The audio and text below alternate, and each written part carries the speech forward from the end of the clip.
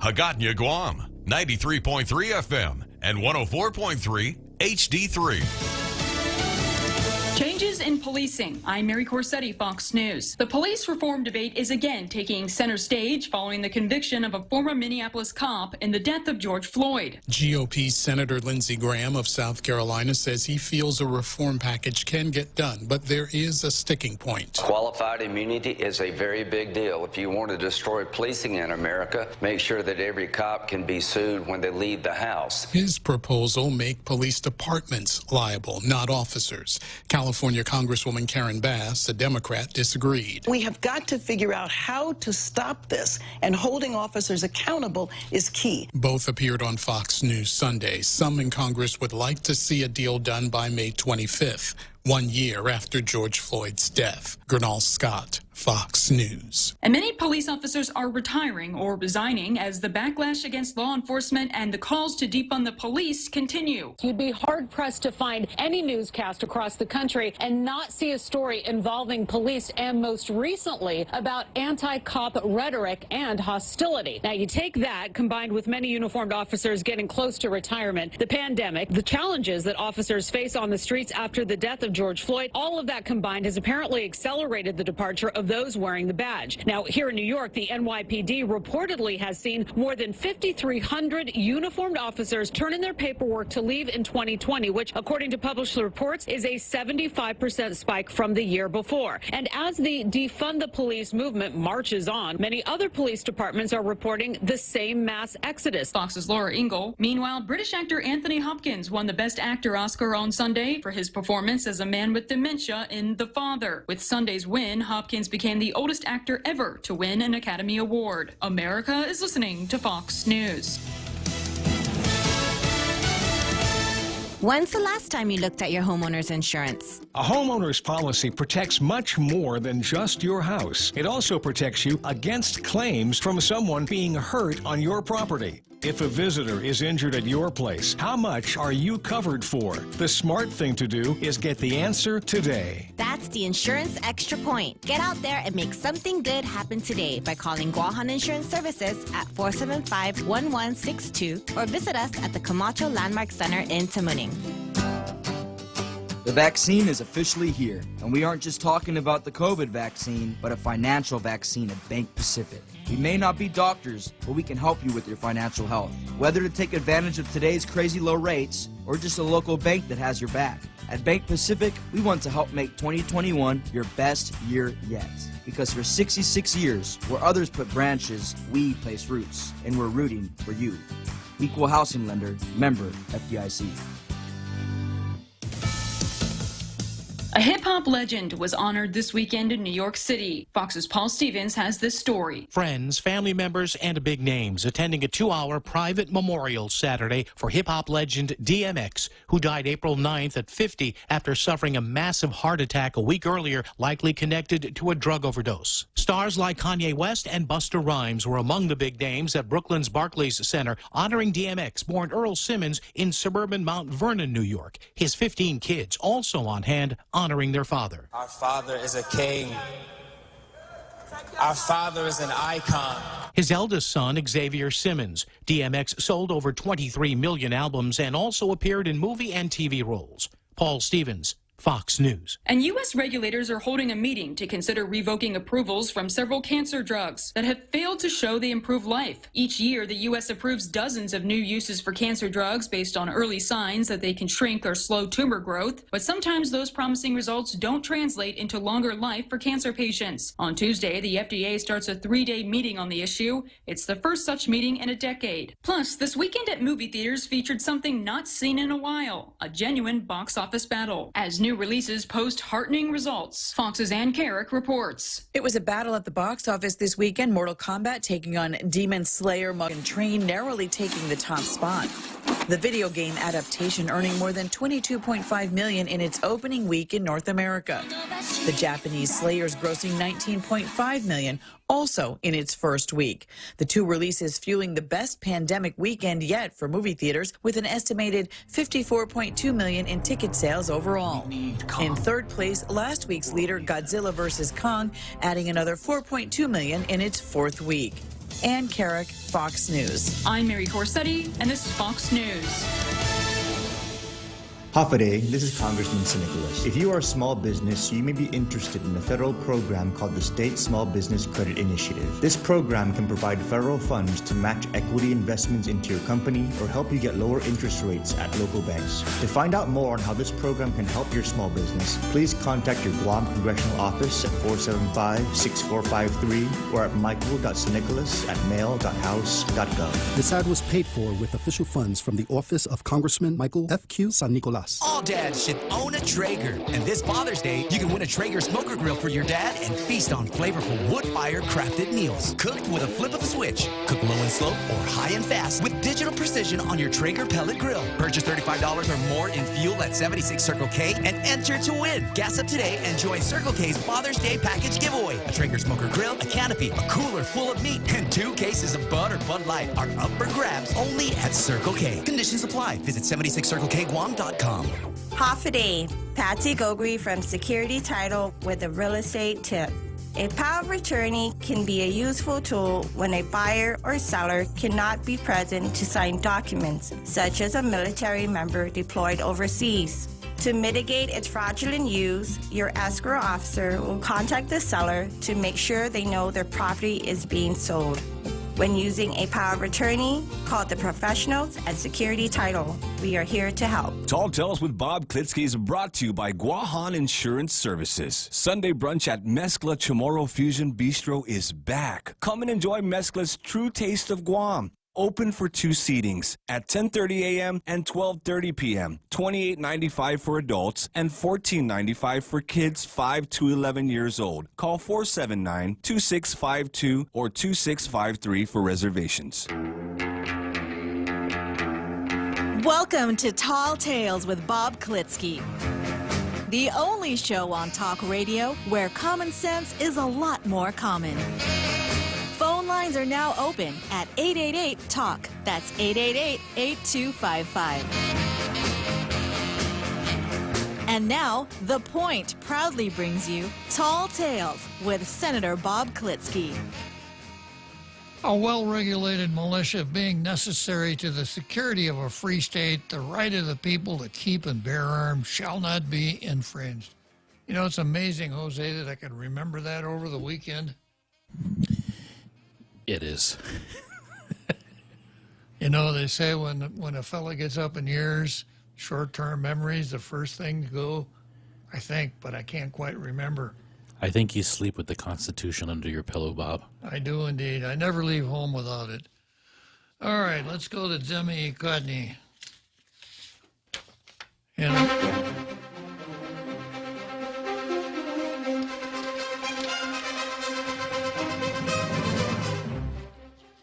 looks like the Daily News might have run a real editorial for a change.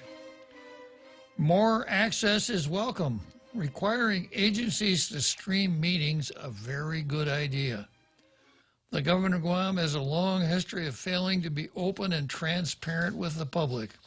That's why Bill 102, which would require government agencies to stream meetings that are open to the public and to post the agendas for all to see, is a great idea.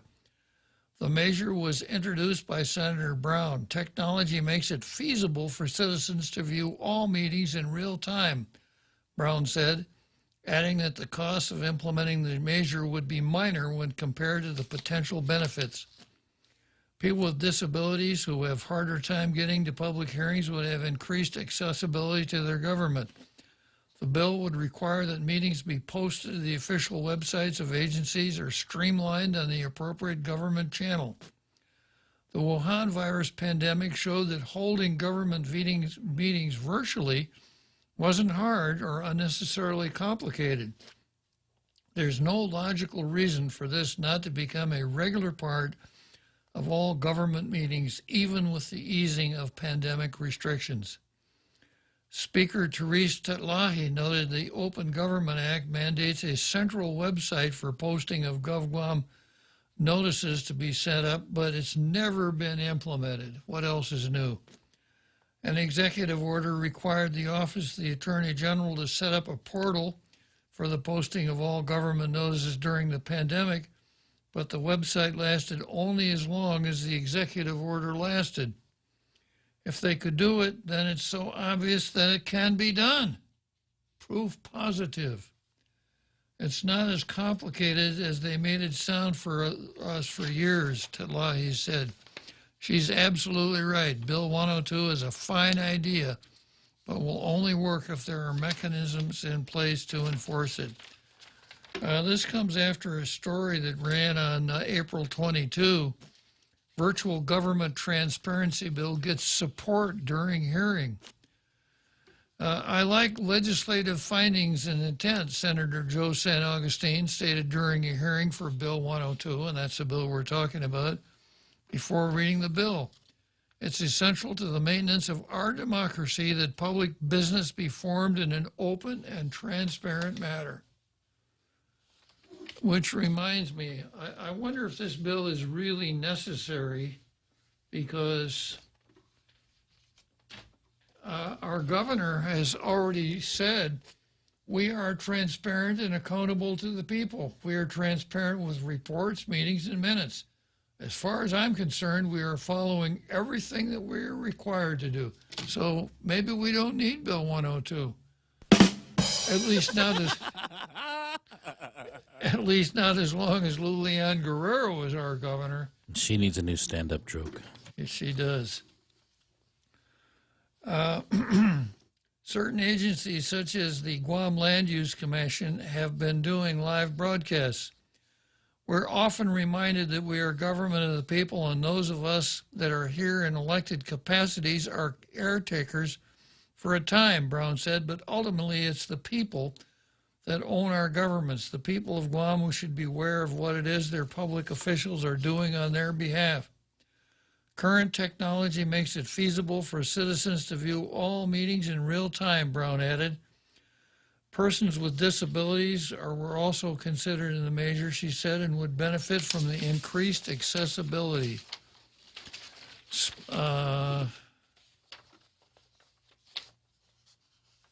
Senator Chris Duenas applauded the bill and said it would alleviate a long-time complaint of his constituents. Quote, one of the things that's mentioned from time to time is, quote, man, I wish there was more notice or opportunities to view and understand more of what's happening in our government.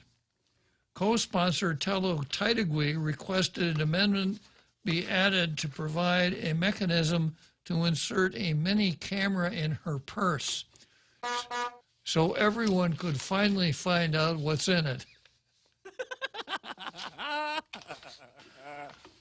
Careful what we ask for. And I've got Bill 102 here, right in front of me here. And Section 2 talks about the broadcast.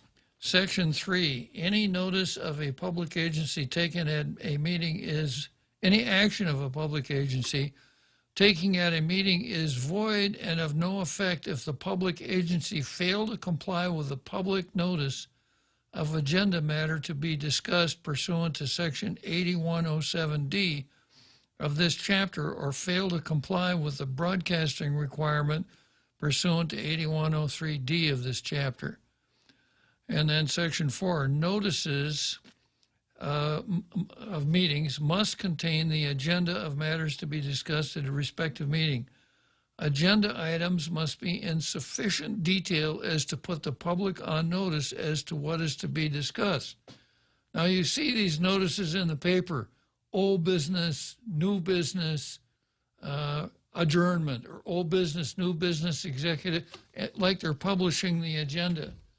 Well, if Brown's bill passes, then they're going to have to put exactly what they're going to discuss in that agenda notice. And then boards and commissions shall broadcast regular and special meetings via live streaming applications. And then going back to this publishing of notices, any action taken at a meeting is void and of no effect if the public agency fail to comply with a public notice of agenda matter to be discussed. So if they don't put it in the agenda that they publish, and they act on it anyhow, it's void. Yeah, it's void. And if they don't put it online, put a video online, whatever they do is void. So the thing is kind of self-enforcing in that respect. Okay, so let's see what the daily, what the Post is up to today. Guam cancer patients are on borrowed time. They shouldn't have to wait for their medication. It's disturbing to hear from one of Guam's most sought-after oncologists that his patients wait weeks, sometimes months, for life-saving medicine. Dr. Sam Friedman said at the root of the problem is a restriction for providers like him from dispensing oral chemotherapy drugs. Maybe they should just pretend that they're abortion drugs, and then they'd have the ACLU right behind them. Federal programs, including Medicaid, require these medicines be handled by a specialty pharmacy instead. For subscribers of private insurance plans, approval of these drugs is taken up by another specialized group, which is sometimes contracted out to off-island companies. Nothing like a little red tape and bureaucracy when you're dealing with cancer. The process is proven to be drawn out for Friedman's clinic. Employees need to work at odd hours to contact stateside decision makers. Denials need to be appealed. Genetic testing is sometimes ordered as a precondition before the oral chemotherapy is approved. What do patients do in the meantime? According to one nurse, some roll the dice with groups such as Guam Cancer Care, hoping and praying the family of a recently deceased loved one donates the exact drug they need. Most times they don't. Others take greater risks, mailing their prescription to a relative in the states to forward to the island. These private insurance companies have said they are not part of this problem. Three private insurance companies have said they are not part of this problem. SelectCare, NetCare, and TakeCare all said they are not aware of their subscribers facing long delays. SelectCare is an on-island team handling approvals for oral chemotherapy drugs. NetCare has an internal 48-hour time frame for an initial decision.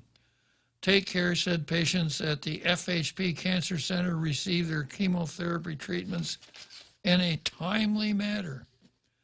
But even if someone fighting cancer gets the okay for oral chemotherapy drug, another long-standing issue blocks patients under Medicaid from getting their drugs on the treatment they need. Complaint from providers about the government of Guam making payments in a timely manner has been documented repeatedly over the years. There are multiple of excuses, some reasonable, for how long it takes clinics and pharmacies to be paid. Whether justified or not, the results are the same. Fewer providers want to do business with Medicaid. You've got Medicaid patients that, even though you have presumed insurance that said they will pay for it, you can't get the drug because you don't have a pharmacy willing to order the drug, Friedman told the Post. What happens is the vast majority of Medicaid patients who require drugs can't get them. We hope patients, doctors, and pharmacists are speaking out to their partners in the insurance industry, especially with lives on the line. These insurers seem willing to troubleshoot, and at least SelectCare and NetCare had confirmed that they retain the ability to override decisions on what oral chemotherapy drugs can be covered. The plan administrators from these two insurance companies both told the Post that if customers are unsatisfied with the process, they're only a phone call away. That's encouraging, and anyone experiencing lengthy delay should take them up on that offer. Friedman suggests mandating a time frame to adjudicate applications for oral chemotherapy drugs. If some companies are internally implementing a 48-hour time frame as best practice, perhaps a comparable law is reasonable and workable. So we've got to get the legislature involved with pharmacies now. Sounds like a plan. Yeah. The more difficult task ahead would be to reform federal laws or rules to prohibit oncologists, reform federal laws that prohibit an oncologist from dispensing these drugs. Friedman said the litmus test is whether a patient can self-administer a treatment. A doctor can have intravenous cancer medicines on hand, but pills patients can take themselves is apparently one step too far for these healthcare professionals. So the doctor can't reach in the cabinet and say, here, I'll give you 50 of these. He's got to write out an unreadable script, a note to the pharmacist, and the patient has to go to the pharmacist to get the cancer drugs. There's likely much to debate on what the right solution is. Partisan and political disagreement should be set aside for at least. People with cancer are on borrowed time. Every day without the medicines they need is a day they could be closer to death. If there's a way to limit the time for oral chemotherapy drugs, Guam should implement it as soon as possible. A patient needed this drug. He's got metastatic cancer to his liver, pain. The cancer is killing him. And we waited 2 weeks, 3 weeks just to get them to approve the drug that costs $150. It's crazy. That's absolutely insane, Friedman said. And he's not a psychiatrist either. But he knows insanity when he sees it. We agree, and we hope the local lawmakers and other elected officials who have the power to act can begin considering ways to make the process efficient and respectful residents who are fighting for their lives.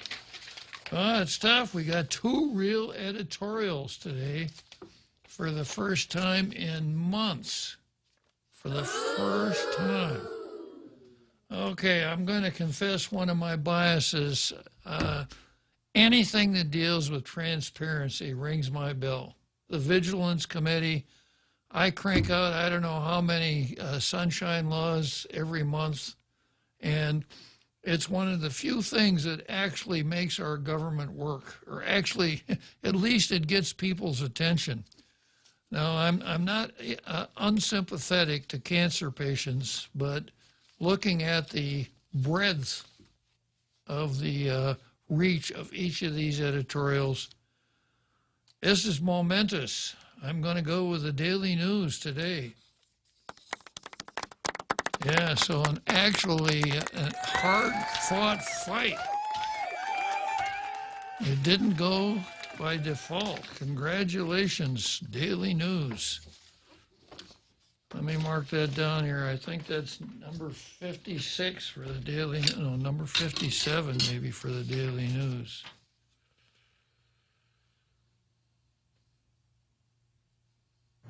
Just to appease those who get triggered easily, you also gave it to the Pacific Daily News because they have a lot less stars than the Guam Daily Post does. Of course. Equity. It's about equity, Bob. Daily News doesn't have as many. So equality means equity, so we've got to give them to the Daily News. That takes the Daily News up to 59 blue stars to 246 for the Daily News. All right, so the fight's not over. Let's go to the card. First item on the card, Daily News versus Post. I'm going to read a story dealing with the same thing and see if you could tell me what the difference is. I start out with the Daily News. Here's the headline. This is the Post. Case challenging Guam abortion law hits setback. And here's the Daily News. Judge, information requirement doesn't unduly burden right to abortion. Can you draw any conclusions just from the headlines? Information requirement doesn't unduly burden right to abortion. Nice positive note. Post, case challenging Guam abortion law hits a setback. One's an editorial and one gives the facts. But when you hear the word setback, you're thinking, oh, that can't be good, right?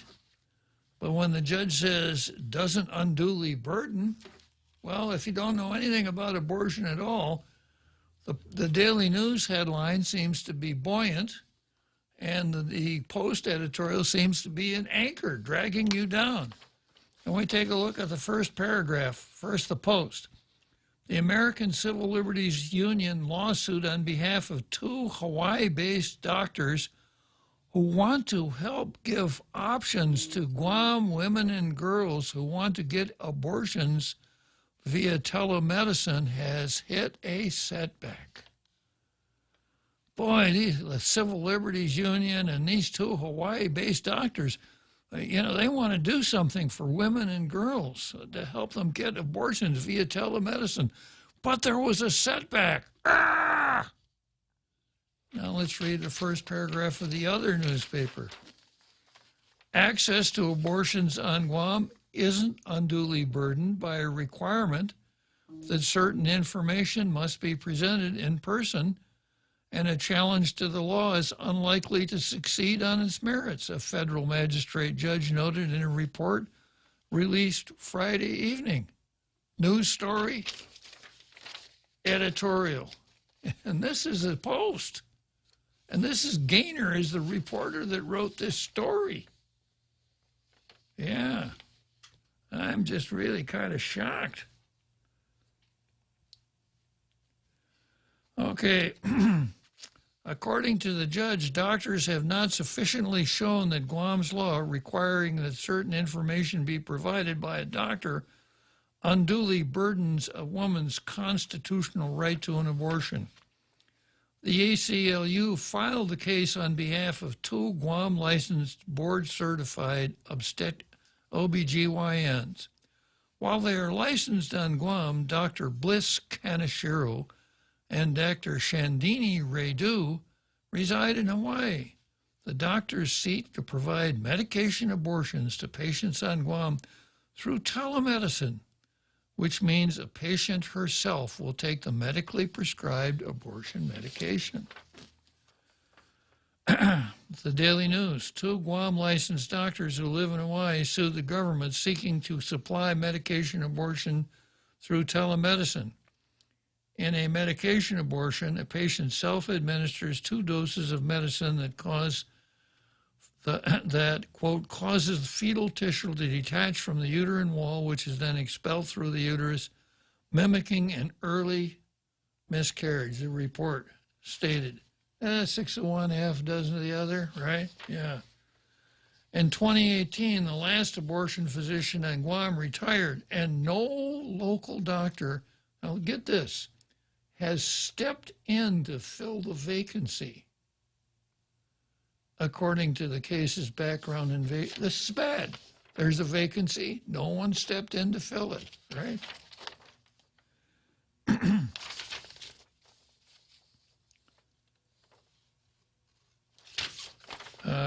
Going on. The magistrate judge in her recommendation stated that a preliminary injunction against Guam should be denied because plaintiffs have not sufficiently shown that Guam's law requiring that certain information be provided in person unduly burdens a woman's constitutional right to an abortion. And the Daily News says about the same thing. So, you know, the stories after you get past the propaganda part are pretty even-handed. You know, the beginning, case challenging Guam abortion law hits setback. Judge, information requirement doesn't unduly burden right to abortion. The American Civil Liberties lawsuit on behalf of 2 Hawaii-based doctors who want to help. Help's a good word, you know. This guy, Luntz, I don't know if you've ever seen him on TV. Fred Luntz, yeah. He's like the polling guy. He's a pollster, and he also does focus groups, and he is always talking about what kind of words work and what kind of words don't work. And this is a classic example of the editorial using words that work. Doctors who want to help, well, they must be pretty good. They want to help. They want to help give options to women and girls. Like Dr. Kevorkian helped? Well, but that sounds good. They want to give options to Guam women and girls. Yeah.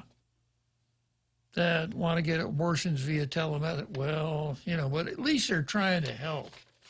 Whereas over here in the Daily News, access to abortions on Guam isn't unduly burdened by requirements that certain information must be presented in person, and a challenge to the law is unlikely to exceed on its merits, a federal magistrate judge noted in a report released Friday evening. That's the story. That is the story.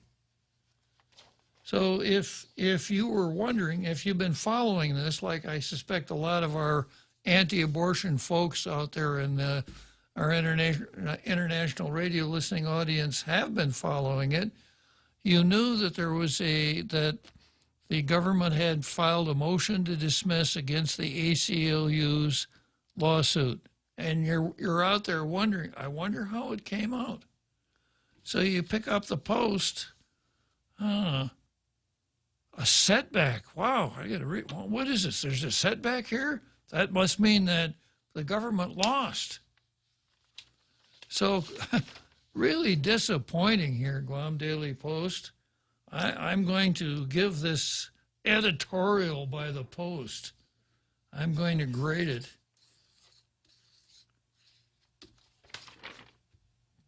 Boo!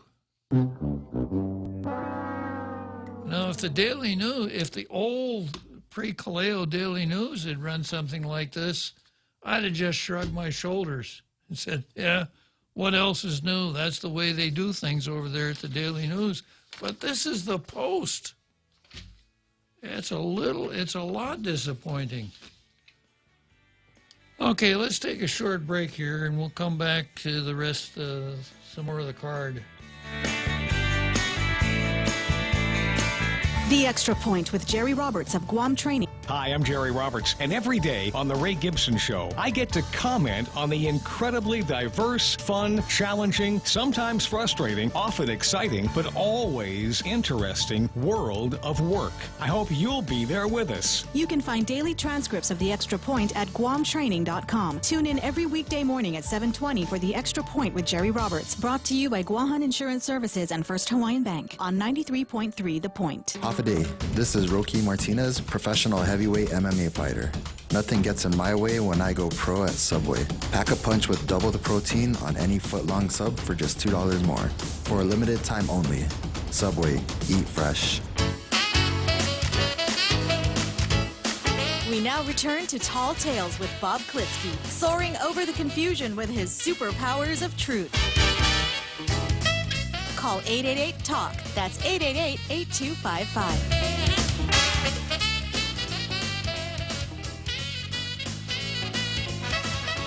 Okay, coming back here, I got a question from Deanna Palmer, going back to the Post editorial in the Brown article. She says, on public notice and agenda, what is the minimum time requirement? And agenda could be 10 days before and then again 48 hours ahead of the meeting. The statute says 7 days and 48 hours. So it's got to be a week ahead, first notice, week ahead, second notice, 2 days ahead. That part's probably okay. I would see Brown's bill as a big improvement, because knowing what the meeting is about will have an awful lot to do with whether or not you want to go. And most of the boards and commissions kind of try to keep it on the down low, especially the Land Trust Commission, because they don't know what Jack Haddock is going to do next. Could there be a loophole in calling these meetings emergencies, thus we didn't have to follow this mandate? Yeah, there are special requirements for emergencies, instant publications, but yeah, that's I don't know if that's a loophole or a workaround, but it's in the law, clearly, yeah. Okay, Deanna says 7 days, great. We can then share the information. All right. Glad to know you're right there paying attention, Deanna. Okay, let's go on to the next item on the card. This is conflicts of interest versus the Ethics Commission. Now, that sounds like kind of a strange title, but it's not. And we start out with a Post article. 102 board and commission members failed to file conflict of interest disclosures. 41% of the 248 members of GovGuam boards and commissions failed to file conflict of interest disclosures by the April 22 deadline, Maria Pangilinan said. She's the executive director of the Election Commission. Their names will be among those that the Election Commission will send for the first time to the Guam Election Commission, get this, for action. Boy, are you guys going to be disappointed? The Statement of Disclosure of Conflicts of Interest form can be obtained from the Election Commission. Officials are required to declare whether there is a conflict of interest or possible conflict of interest at the time of appointment or as may be expected during their tenure of service on the GovGuam board or commission to which they are appointed. Only 69 or 55% of 126 elected and appointed GovGuam officials are required to file their 2020 financial disclosure statements filed by the April 22 deadline, Pangilinan said. Well, I got to stop here. You know the reason for that, Maria, is because you don't post these online. If people knew their name were going to be out there in public, they would do it. If they figure they can skate underneath, why should they? Disclosure of personal finances is required among elected and appointed officials so that the public can evaluate potential conflicts, deter corruption, and increase public confidence in government. Governor Lulian Guerrero and Lieutenant Governor Joshua Tenorio were among those who filed their 2020 financial disclosure forms on time. Well, I'm not surprised because the governor said, as far as I'm concerned, we're following everything that we are required to do. Yeah, so that shouldn't surprise anybody. The rest, 57 of them, requested more time to file financial disclosures, including the heads of legislative and judicial branches. They have until October 19. So I don't count that as a delict.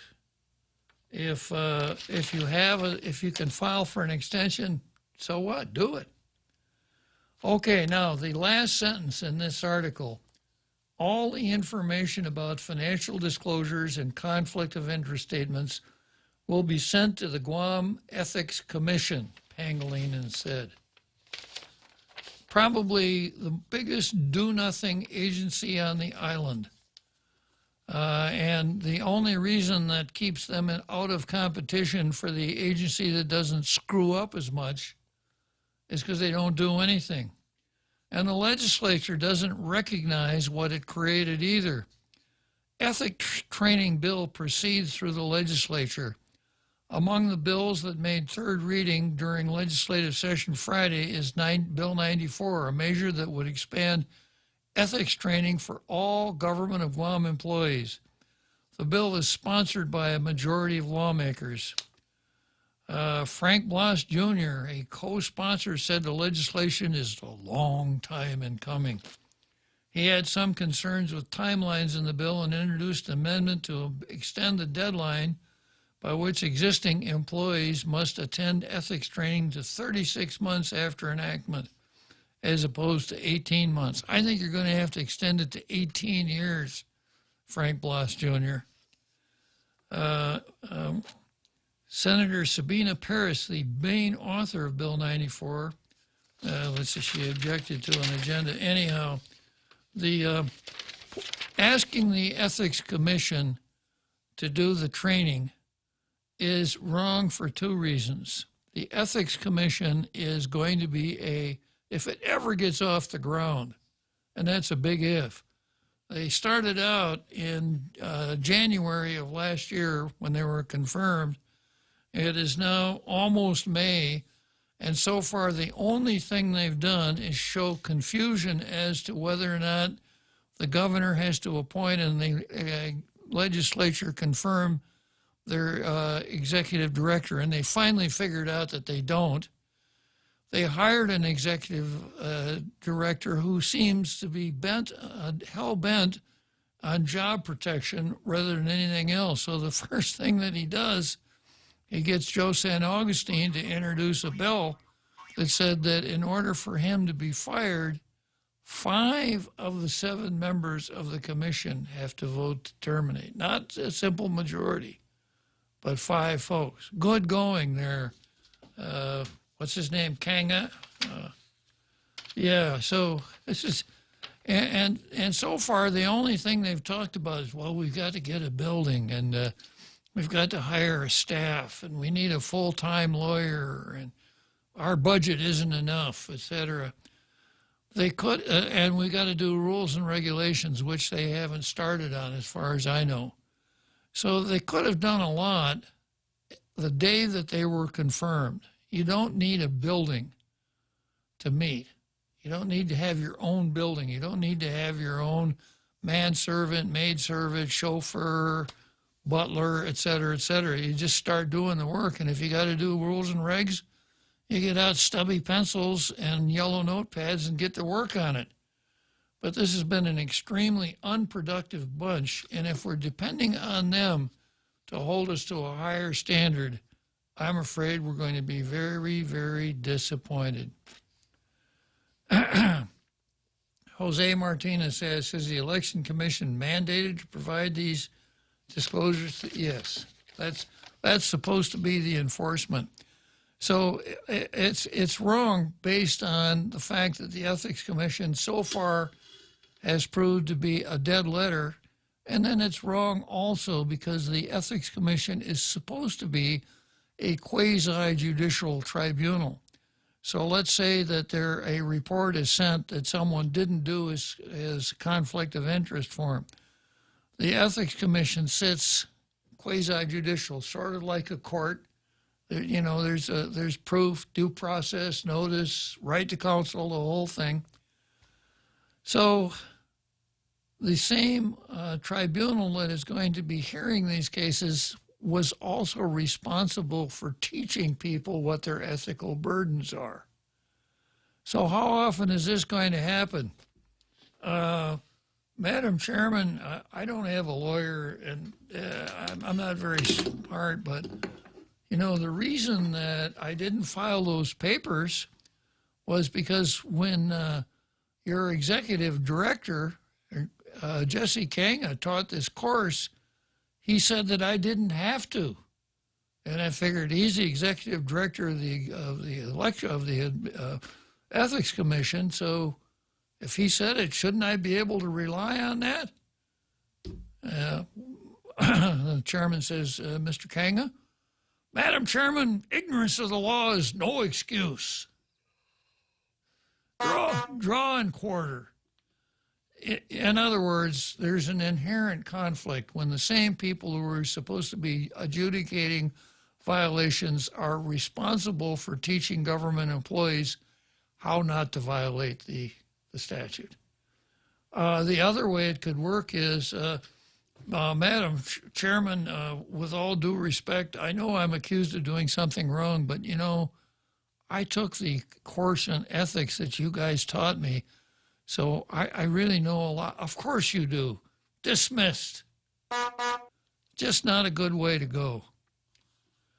All right, 4:45. Let's take a short break here, Jose, and I'll come back to Chamorro versus Chamorro. Hey, big news! Now you can listen to The Point on radio.com. And radio.com gives you so much more. Local news stations give you what's going on in your community, yet national news from CBS, CNN, or Fox News Radio. Take a break with one of the hundreds of music, sports, and talk stations. Love podcasts? Radio.com has thousands of true crime, comedy, kids and family podcasts, and more. Listen anytime, anywhere. On your PC, smart speakers, and a variety of connected devices. Or download the Radio.com app now from the App Store or Google Play. Mezcla Chamorro Fusion Bistro in Tumon is back with all your mezcla favorites, like oxtail kadu, Kahlua pig and cabbage, and Chef Peter's style black stew frittata. Mezcla is ready to welcome back everyone with great service in a safe and friendly environment. Come on down and visit Mezcla Chamorro Fusion Bistro in Tumon, located on the first floor lobby of the Grand Plaza Hotel. Open for lunch from 11 a.m. to 2 p.m. and for dinner from 5:30 p.m. to 9 p.m. Call 969-2652 for reservations. Mezcla, a true taste of Guam.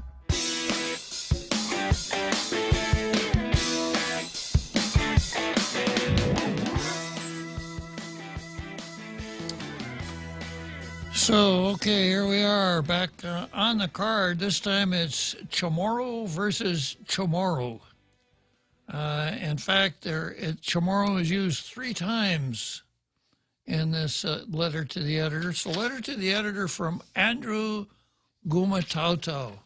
So, Chamorro itautau si Andrew Gumatautau zan inaan Gumatautau.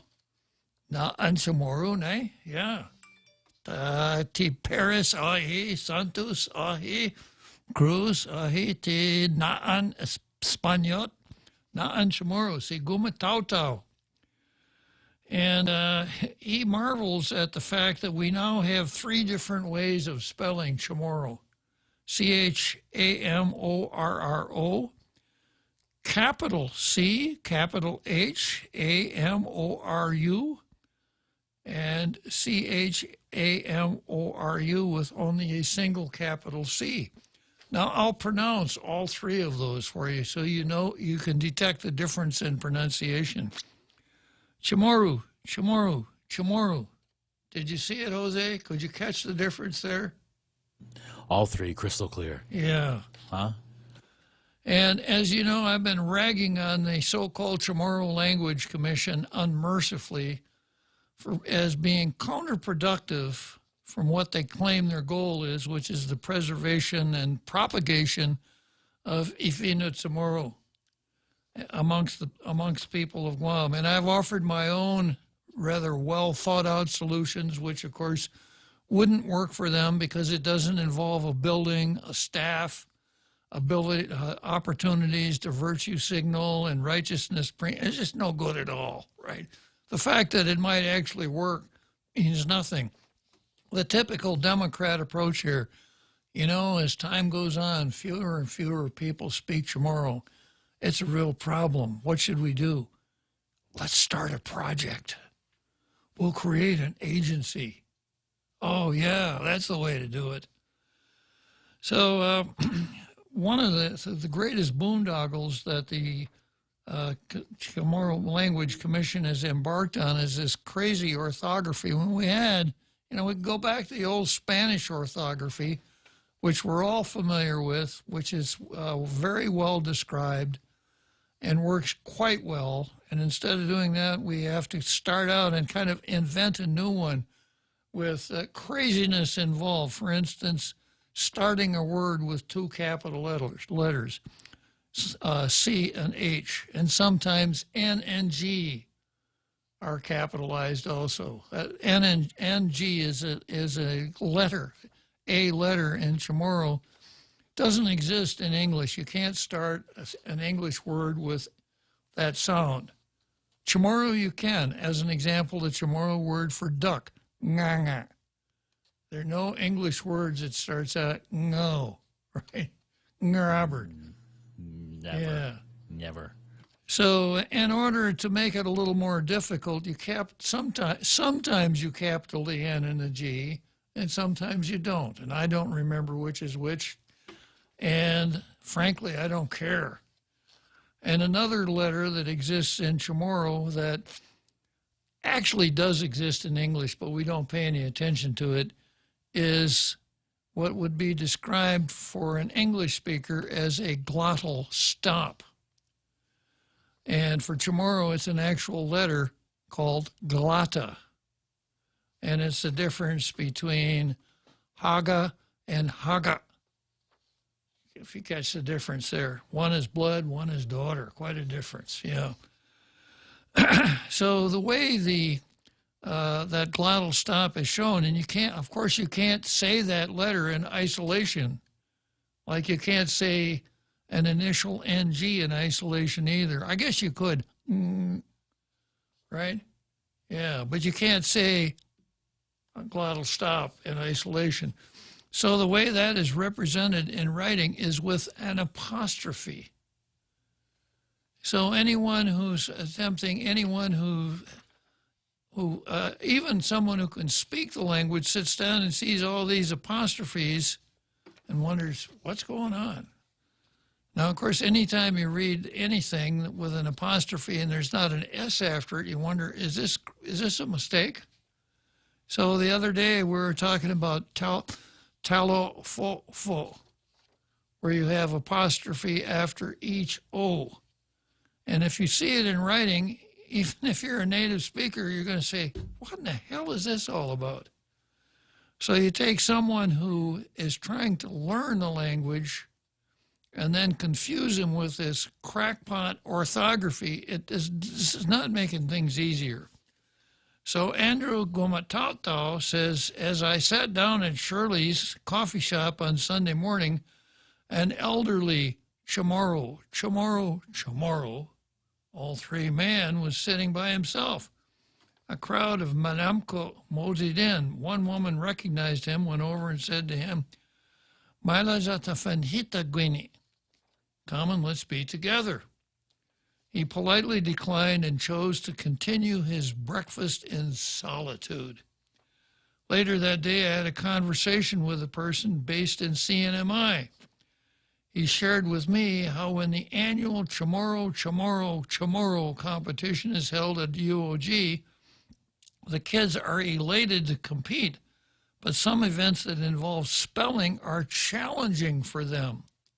Not because they're ill-equipped, but there are two orthographies, Guam and the CNMI. Now that makes a lot of sense, you know.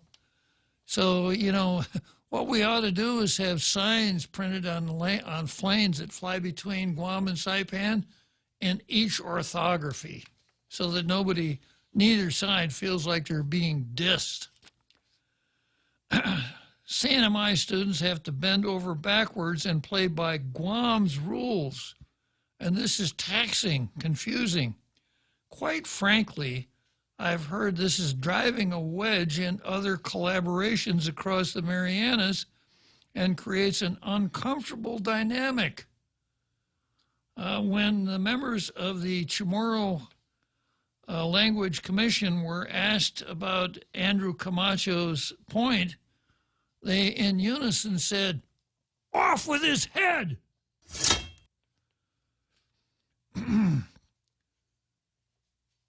I've heard that in the battle of spelling dominance, in the past instances, the NMI Language Commission have been completely sidestepped to, instead of have people go above their heads, to elected officials. So the people from here will go to elected officials and say, get your language commission on the right page here, folks.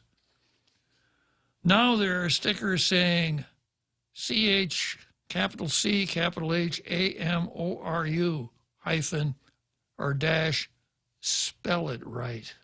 The scarlet letter CH. CH. Perhaps it should be CHAMORU.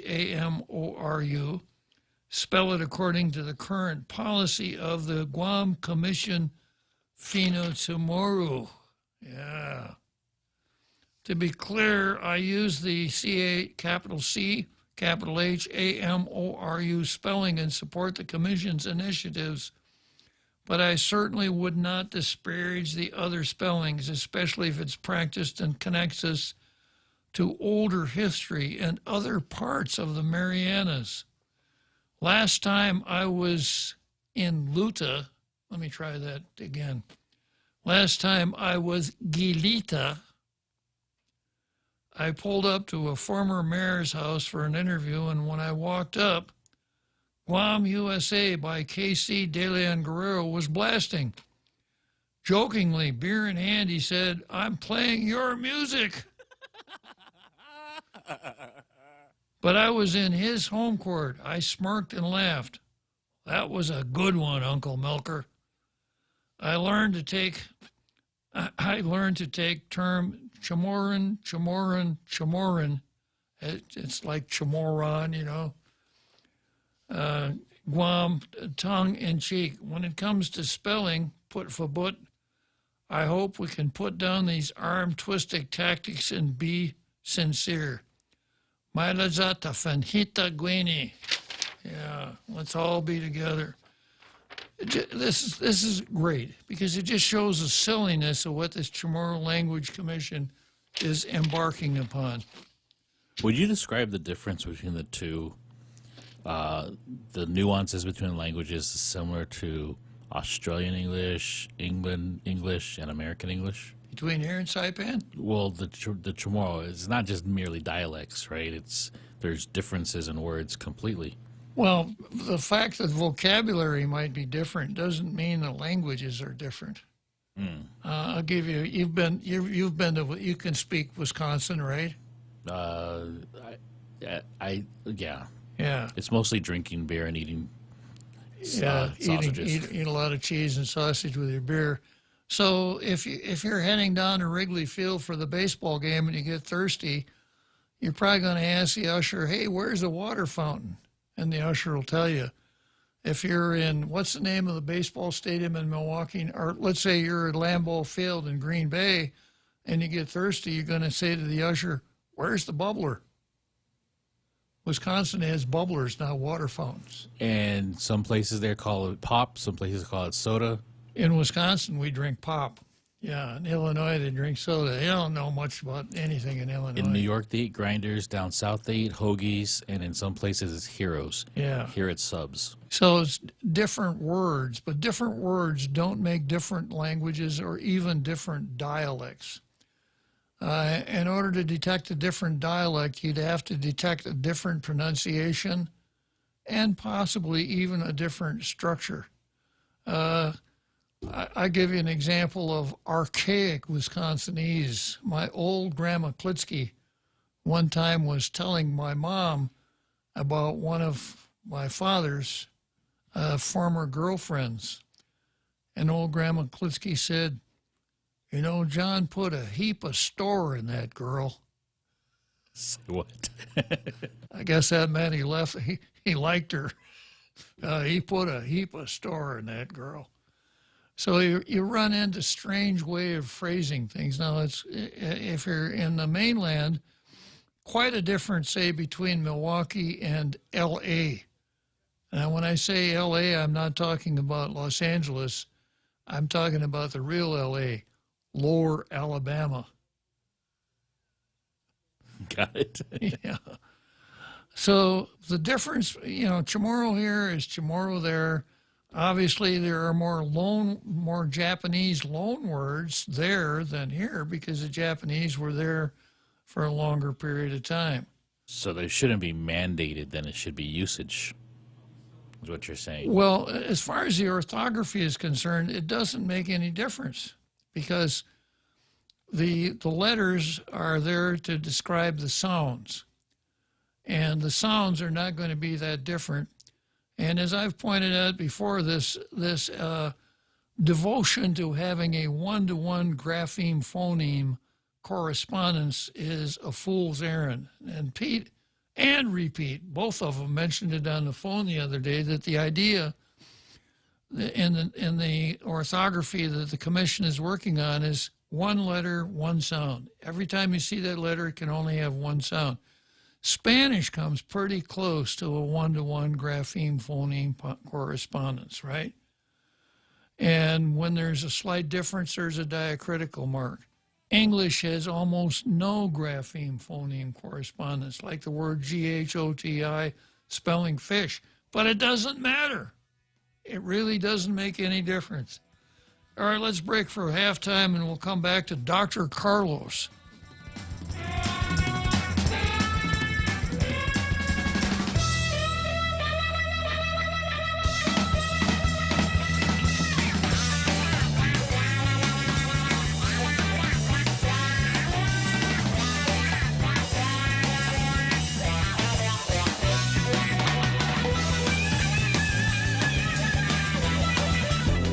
The Point is KUSG, Hagåtña, Guam, 93.3 FM and 104.3 HD3.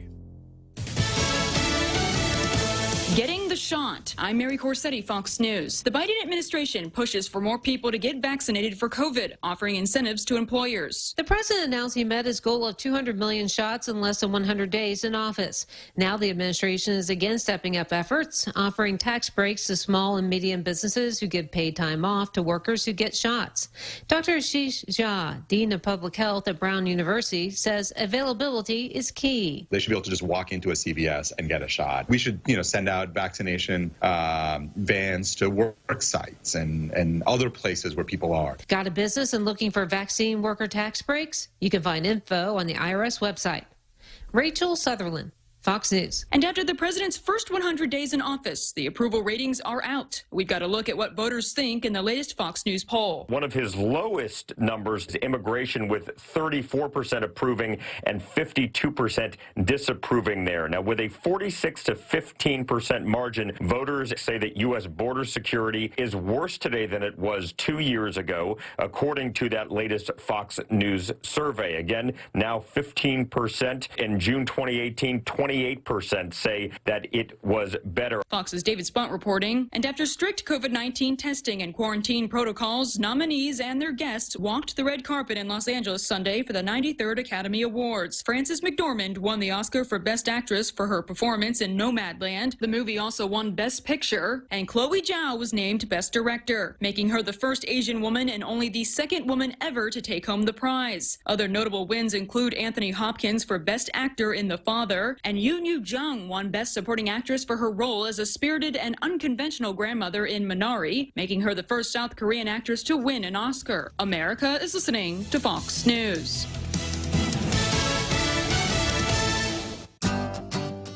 The vaccine is officially here, and we aren't just talking about the COVID vaccine, but a financial vaccine at Bank Pacific. We may not be doctors, but we can help you with your financial health. Whether to take advantage of today's crazy low rates, or just a local bank that has your back. At Bank Pacific, we want to help make 2021 your best year yet.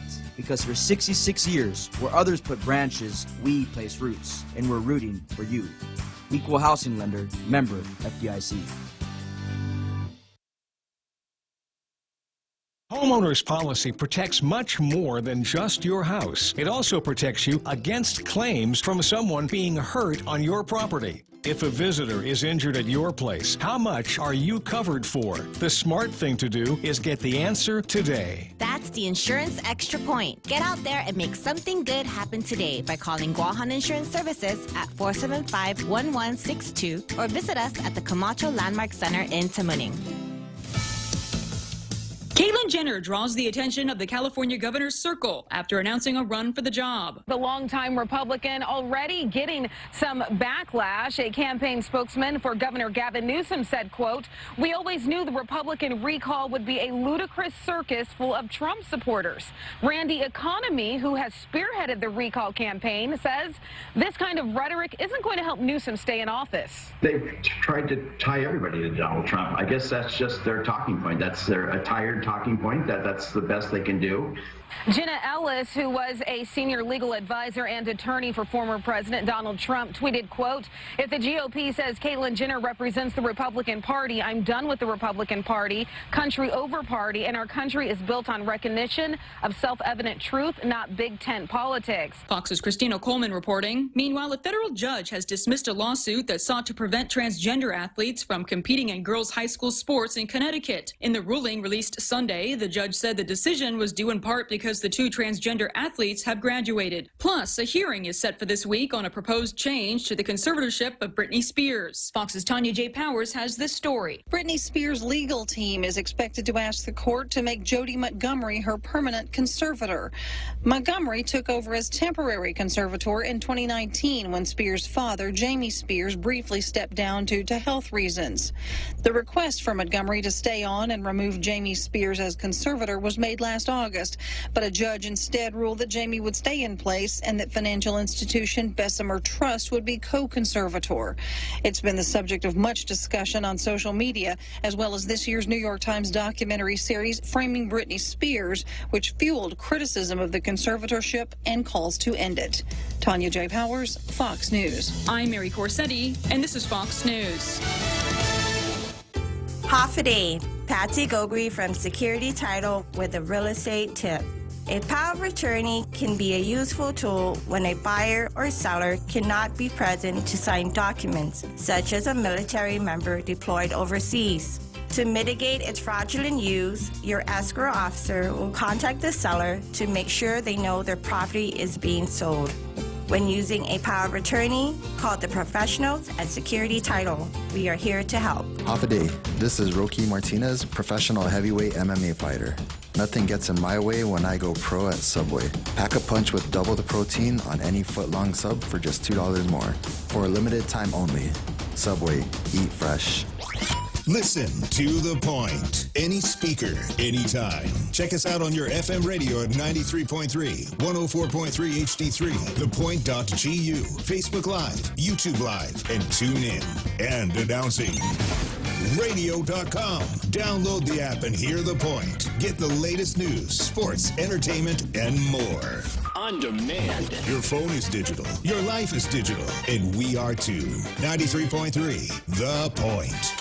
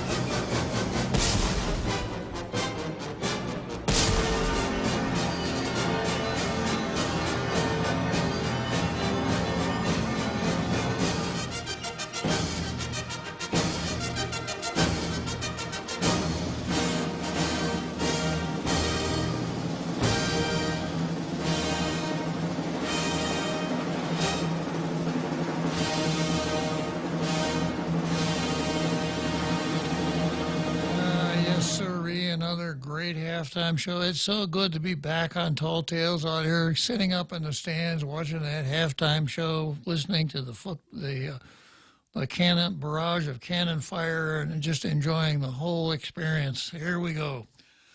So next item on the card is Dr. Romel Carlos versus Speaker Therese Tetlahi, and this deals with medical malpractice and mandatory arbitration. So there's a person who is not a government official and who is not a doctor who has been a central figure in this subject going back a couple of years, and his name is David Lebowski. I've seen his name here in the Facebook. He may even be with us today. And David Lebowski had, this incredible sorrow to deal with. He had a young son named Asher, who was like 5 years old, who died in the hospital as David attempted to save his life. And according to David, couldn't get a doctor to show up at the hospital overnight.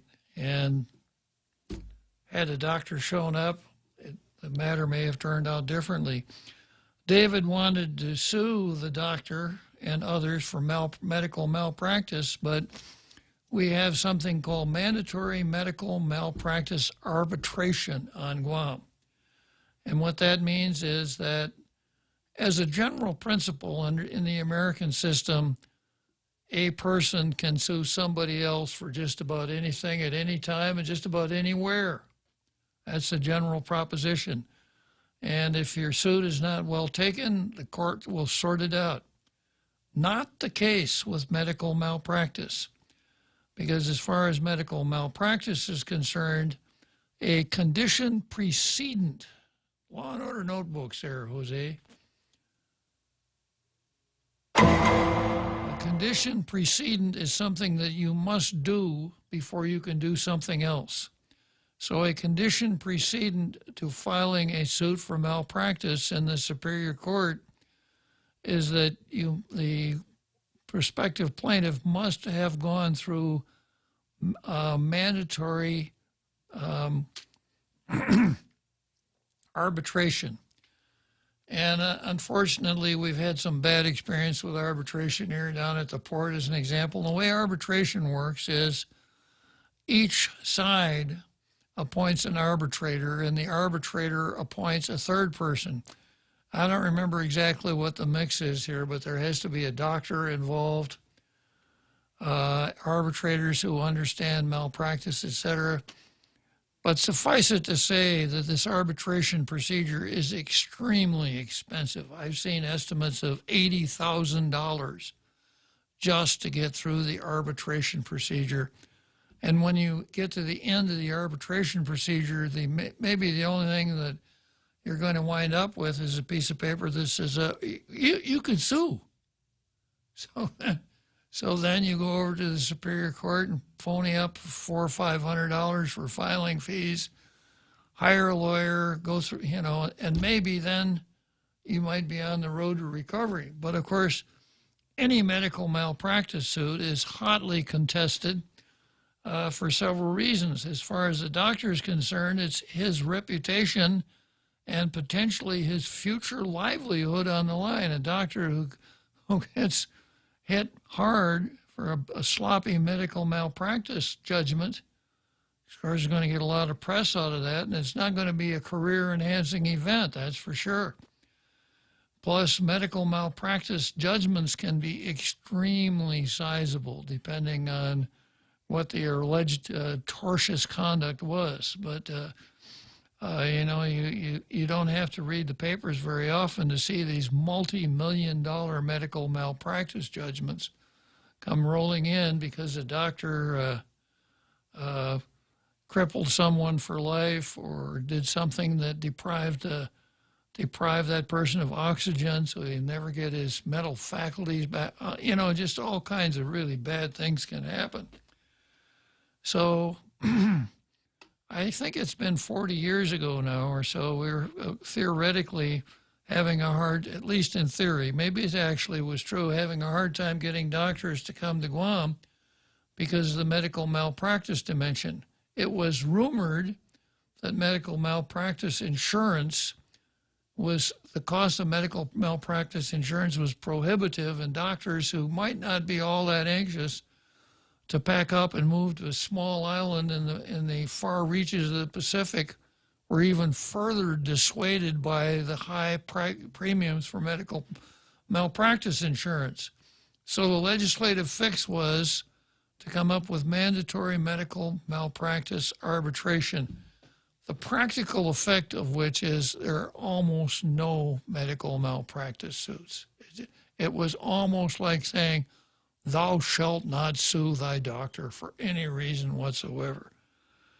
And David Lebowski has been a one-man gang on this. He's demonstrated, he's written letters to the editor, he's really made himself known. And as I've said so many times, it's always difficult to determine, that correlation doesn't necessarily equal causation, and sometimes it's hard to know what's cause and what's effect. But in any case, Speaker Therese Tetlache has introduced Bill 112, and Bill 112 repeals the entire mandatory medical malpractice arbitration scheme and has substituted something else for it. And what it has been substituted is medical malpractice pre-trial screening. And I'll read some of this bill here. Any claim for damages for personal injury or death on account of alleged medical malpractice of a health care provider shall be submitted to medical malpractice pre-trial screening pursuant to the terms of this chapter. Immediately following the receipt of a complaint involving medical malpractice, the Superior Court or the District Court shall seal the case and refer the matter to a magistrate for pre-trial screening. So you file, But instead of being handled like a regular case, it's sealed, nobody can read it, and it goes straight to a magistrate. Within 20 days after service, the defendant shall file an answer and serve it upon plaintiff. The answer shall identify any defenses then known to the defendant. If a defendant fails to answer, then the plaintiff or plaintiffs may proceed in default against the defendant, of course. A pretrial screening will be conducted promptly upon notice in writing to the parties and counsel. The pretrial screening shall be held in camera. Turn that Law and Order notebook back on. In camera. What that means is the judge gets out a camera or cell phone and takes a selfie, right? No. In camera means nobody in the courtroom.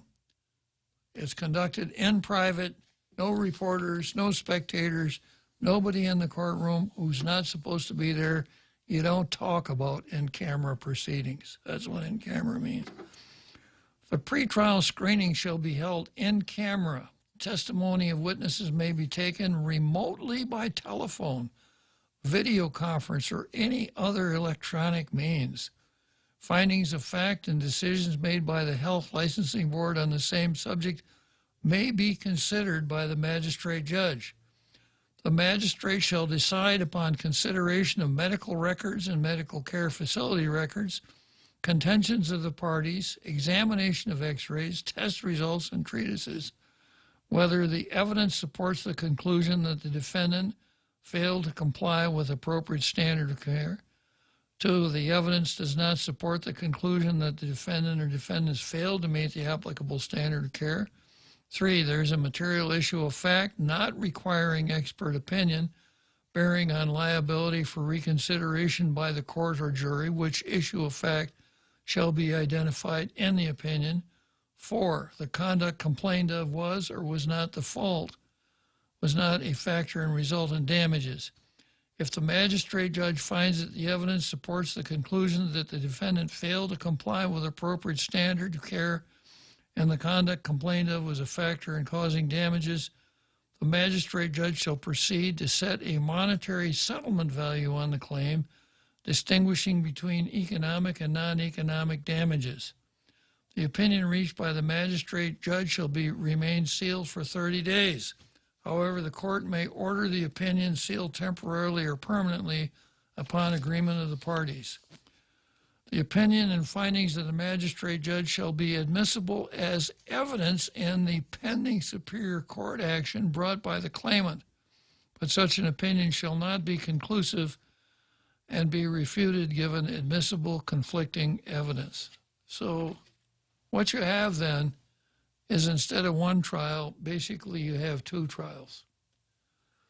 And I'm not quite sure what the efficacy of that is. On first glance, this is what it strikes me as. This procedure would eliminate any pre-trial discovery until after the magistrate is finished. Now, the way most civil cases proceed, plaintiff files a complaint, defendant files an answer, or more likely a motion to dismiss. There's some motion practice. In cases that are fact intensive, like medical malpractice, then the plaintiff conducts oftentimes voluminous discovery. He sends written questions to the defendant, which are called written interrogatories. The defendant has to answer those under oath. The plaintiff sends something called request for admissions to the defendant. Admit that on January 4th at 2 p.m. you were in the operating room with a knife at my client's throat. They would. And the plaintiff can also notice up depositions. On a deposition, the lawyers are there, and the person to be disposed, in this case, probably the doctor, certainly the doctor more than once, and others possibly. The deponent is sworn in, swears to tell the truth. There's a court reporter there, and the lawyers ask questions. And the deponent is supposed to answer the questions, even if his lawyer thinks that the answers would not be admissible at trial. So you go through sometimes a couple of years worth of discovery, protracted discovery, deposition of expert witnesses, occurrence witnesses, etc. And this is not cheap either. So there can be situations where a doctor is sued for malpractice and the jury finds on his behalf, but he spent so much time and money in what I would refer to as transactional costs, all of the discovery, and he still walks away a loser. So by having the magistrate screen, you potentially cut out the pretrial discovery. If the magistrate rules against the doctor, perhaps the plaintiff isn't going to go forward, then there'd be no pretrial discovery. But that's the major advantage I see of it.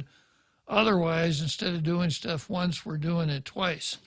So that's Therese Terlahi's answer to what I would call the David Lebowski dilemma.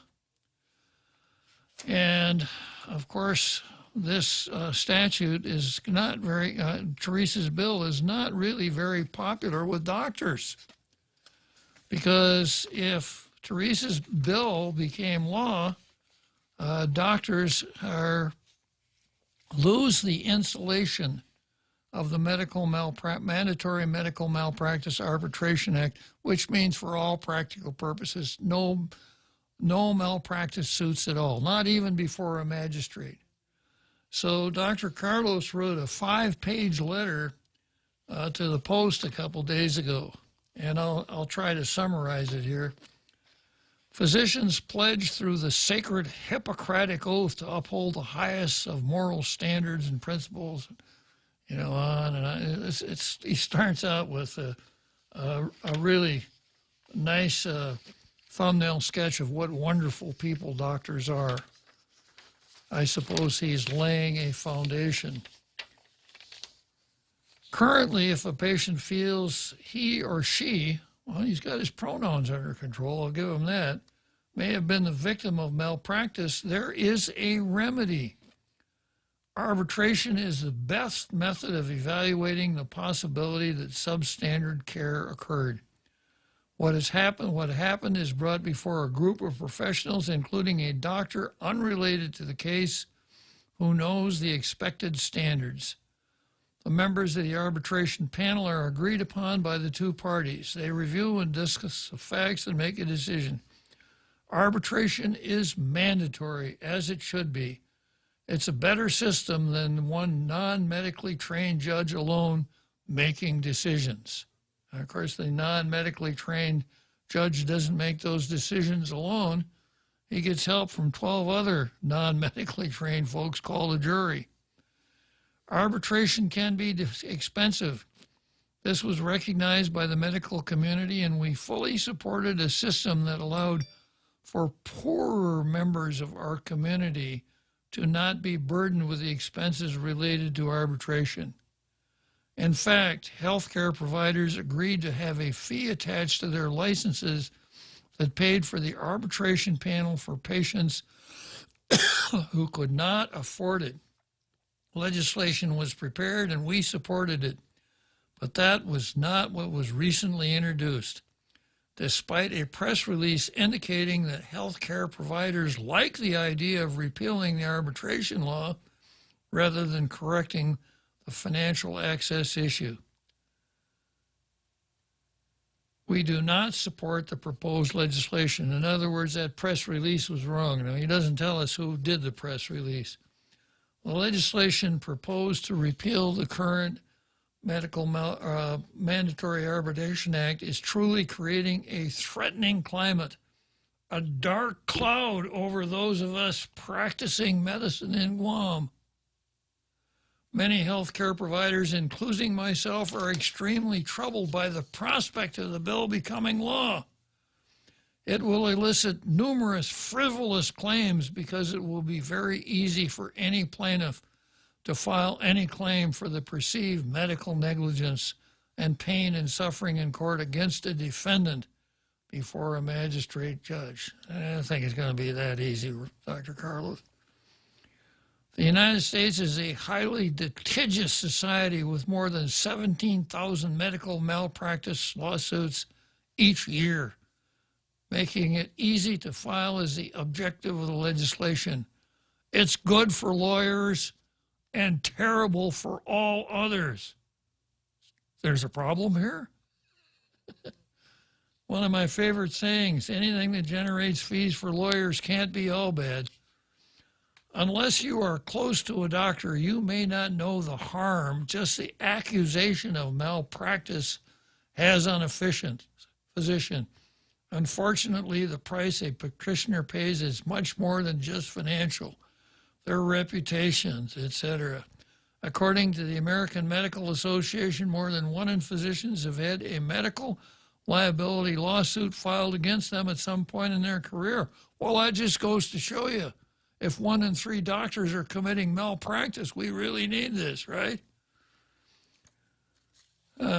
Medical malpractice insurance companies and doctors find that, we're more than a third terrible. The majority of medical malpractice cases end in some type of out-of-court settlement. Why?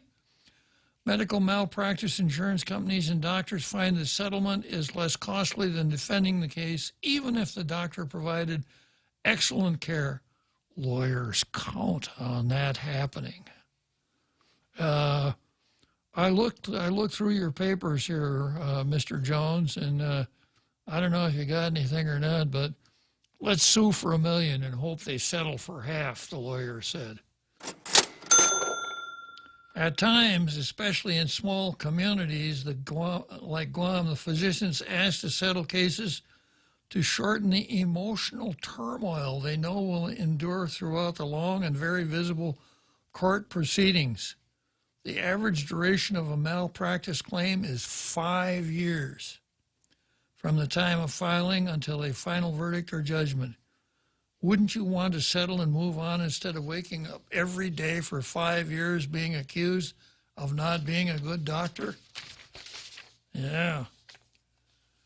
The bill will definitely result in a rise in the cost of health care. The whole system will be more expensive. No doubt it will very quickly drive up the cost of medical liability insurance for health care providers.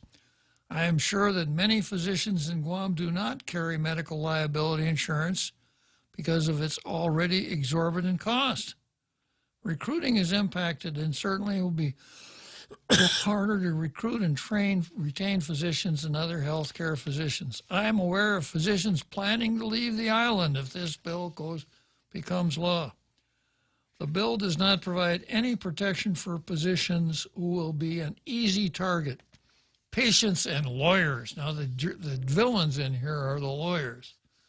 Patients and lawyers can file a case even if they know the physician did no wrong and defend such actions as being, quote, in the best interest of my client. I don't think so. That's not the way lawyers' ethics work. If they are found to have filed a case against an innocent physician, are they held responsible? Should the plaintiff be responsible for all legal fees of a defendant doctor who's found innocent? The doctor is stuck with a bill and the emotional impact, which never really goes away. The lawyers know the insurance companies and doctors often settle. If there's no arbitration panel, just file a suit, roll the dice with a magistrate judge. The plaintiff could have had a fair hearing before an arbitration panel.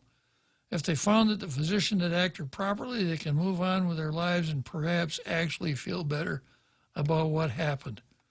Arbitration works for everyone. It lowers the cost of the legal system and healthcare system. It helps recruit much-needed providers and keeps our health insurance costs reasonable. It hastens the legal process. We saw the draft legislation that addressed the cost of arbitration. Where did it go? Find it and bring it back. So this is a pretty interesting question. I'm going to head for Wrigley Field for the 7th inning stretch, And then I'm going to come back and listen to R. Carl on a tangential topic. Question on O'Keefe lawsuits. Yeah, I'll entertain it.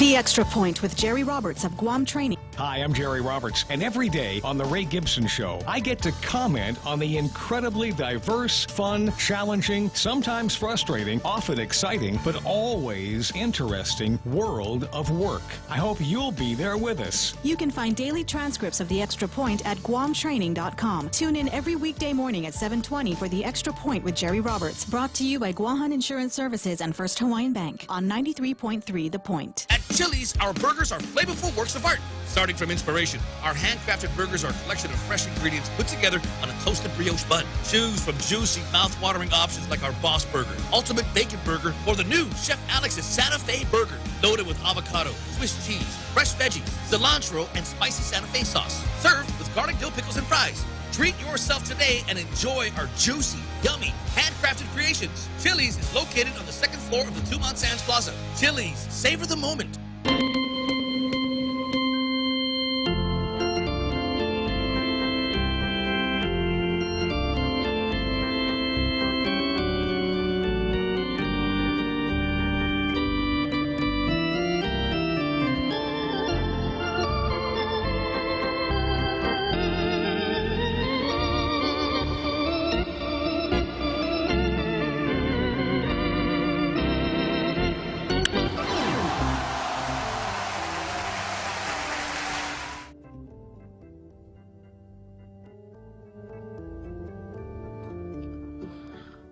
Okay, so here we are, back at Wrigley Field in Chicago for the 7th inning stretch. That means I've got just 2 more innings of Tall Tales on this beautiful Monday afternoon.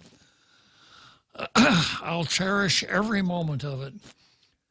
Picking back up on Dr. Carlos versus Speaker Therese Talahi, I guess it really should be doctors versus lawyers. On what I think is a really complicated question. I certainly empathize with doctors who've been sued for medical malpractice. I think Dr. Carlos lays out a pretty good case as to how traumatic that certainly must be for doctors. And we know that given modern medical technology, techniques, and procedures, all kinds of ways that something could happen. We've all heard the horror stories about the person who had diabetes, went to the hospital for an amputation, and the doctor cut off the wrong leg. Well, tough, right? Things like that happen. And people going to the hospital and coming out much worse than they went in. And in a medical malpractice suit, a plaintiff is entitled to damages for his pain and suffering. And sometimes these medical malpractice can cause extreme pain over long periods of time. Probably you can't really put a dollar figure on it, but that's the way our system works. So you have that on the one side, and then you have the doctors on the other side. And the case that Carlos lays out, I don't want medical care to be more expensive. I don't want to discourage doctors from coming here because they figure they just can't afford it. But one must look beyond the instant of the issue. You know, there's a lot of emotion in the issue on all sides. But let's say that we did away with our medical malpractice insurance and we couldn't get any doctors to come to the island. And we wouldn't have to worry about medical malpractice. Or we would get our doctors from some place where standards aren't as high as we think they are for doctors that we've been bringing in throughout the history of Guam. So I don't know exactly which direction to go on this. I'm still trying to sort out my thought process on this. But being a lawyer and all, I do tend to go with a litigation remedy because that's the device that we've been using to solve our problems for 1,000 years of Anglo-American law, and the courts have been relatively good at doing this. I don't know enough about the whole medical malpractice angle to speak with authority on that, as though lack of knowledge ever stopped me from speaking on anything. Yeah. All right. So I just tossed that out, and once again, you know, the old saying is hard cases make bad law. If there were ever a hard case, it's the case of Asher Lebofsky, I think, because that really was a hard case. So, okay, I'm going to keep watching this without a ruling. And I noticed that we just got a call from someone who occasionally repeats himself. And he wants to talk about medical care in Guam. Since he's on topic and our Carl isn't, our Carl, just keep that bar across your seat on the Ferris wheel and keep going around for a while.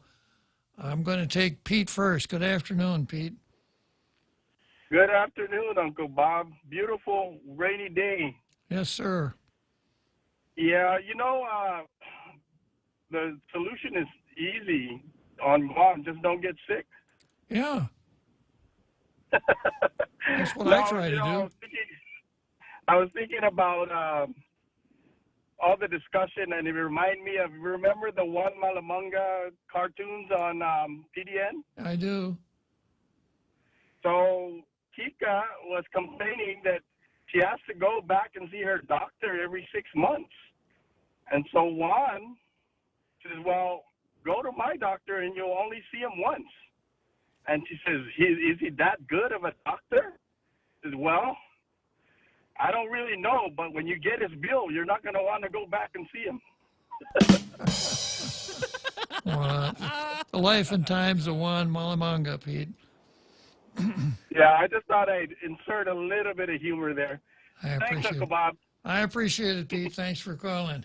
All right. So Pete was brief.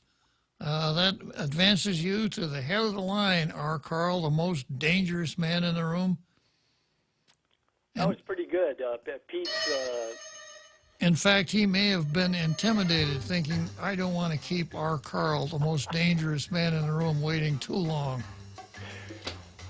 That was pretty good. He made me laugh out loud, and that's my measure of good humor. So that was good. You must do a lot of laughing out loud between 4 and 6 on Monday through Friday, right? I'm just rolling on the floor sometimes, I'll tell you.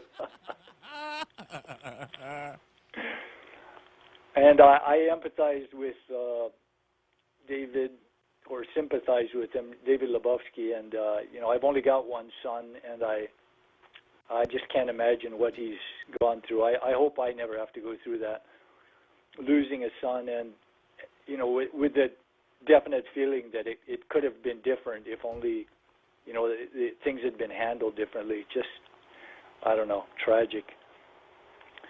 But the reason why I called in is I wanted to kind of take things on a tangent. I think you'll agree that things cannot continue going the way they are with big tech and big social media. When they, in effect, cancel out a sitting president of the United States and hundreds of conservatives and libertarians just for their political views, something has gone way wrong. And I've been following with interest occasional stories that popped up or videos involving James O'Keefe, who's the head of Project Veritas, you know, and he has him or some of his staff members go out and they use hidden cameras and they catch people from these various media outlets, CNN, you know, and others, making embarrassing admissions that they wouldn't make in public. Well, what happens is they're not on camera, so they feel like they can tell the truth. It kind of gets them. Yeah. And another thing I've seen, and O'Keefe is suing the New York Times. He reached a milestone recently, which you've probably heard about and could probably explain better. But the judge, I think, refused to throw out the case. I think O'Keefe is taken into court over slander or something like that. Mm-hmm. And he tried to get CNN tried to get it thrown out, and the judge refused to throw it out. And O'Keefe said Project Veritas has never lost a case. And he said they don't settle. He said they take it all the way to the end. And it's very common for people to start salivating at the money and just, we'll take the money, But he is on a mission, and I applaud him. It's something that needs to be done. And what he'd like to do is be an example and encourage hundreds, if not thousands, of other lawsuits against the media and the social media that have become extremely arrogant in how they treat people and how they handle the truth. Another thing I've noticed is that Texas has, I believe, they either passed a law or is in the process of passing a law which will make it illegal for social media outlets to toss people or deplatform people strictly for their political views. And I think that's a wonderful thing. I'm surprised no other states have done it yet. I'm not convinced, Carl. Really? Yeah, I'm one who believes in free and robust speech. And going back to the New York Times suit, the issue there was I had it on the card. I guess I never got around to discussing it. But the rule for slander and libel, for defamation for newspapers, is that in order to recover against a newspaper, the plaintiff must show what's called actual malice, which means that the newspaper actually knew that what they were printing was false, or they did so in reckless disregard of the truth or falsity of the statement. It's a Supreme Court case called New York Times versus Sullivan, very, very famous landmark case that arose out of the civil rights era. And the idea is that the court said there has to be some breathing space so that newspapers are not afraid of getting sued. They don't have Dr. Carlos syndrome. They're not afraid of getting sued every time they publish something that's controversial. So the Supreme Court has erred on the side of being a little bit freewheeling. And that's kind of the way I like to see things go. I don't like to see the government getting involved in regulating speech one way or the other. And that's what we're talking about in Texas, by regulating private parties as to what they can do with their platforms. The state of Texas is attempting to get involved in speech regulation. And I feel almost the same about the regulation of speech as I do about racial discrimination. It's never good, no matter how beneficial your objectives are, no matter how good your heart is. It can never lead to a good result. And I'm afraid that may be the same way with attempting to regulate Facebook and Twitter and these other characters, that you may wind up with a more serious problem than the one you thought you were solving. Well, what's your thought on Clarence Thomas's comments about that these massive social media platforms should be treated like, I'm trying to think of the word, utilities. Yeah. And they need to be regulated because they are so massive and they wield such incredible power. Well, Judge... Did you like what he said? Did you agree with it? No, Justice Thomas is, of course, my favorite justice, and very seldom gets off track, but I think he's off the track there for the reasons that I just mentioned. And, of course, in a free society with a market economy, the way that we deal with merchants who don't live up to our satisfaction is we don't buy from them. We go to other stores. So I think the only way that we're going to get out from under Facebook is if a competitor to Facebook comes along. You know, I see the guy over there in the lazy boy, the smart money, saying, Facebook is so big that you can't possibly compete against it. Well, I think we've been through that. We've heard that before. You know, I remember when you go back and look at Sears Roebuck, it just seemed like Sears Roebuck commanded so much of the market, nobody could ever compete with them. Now the question, Sears who? But that's my horseback opinion, Carl. Yeah, one of the things that Google clearly did in this presidential election was use the algorithms to, influence the flow of knowledge and information. For example, downplaying positive stories. If someone was doing a search for Donald Trump, you type in Donald Trump and there's all these negative stories, Donald Trump bad. You go back 2 or 3 or 4 pages and there's something positive about Donald Trump.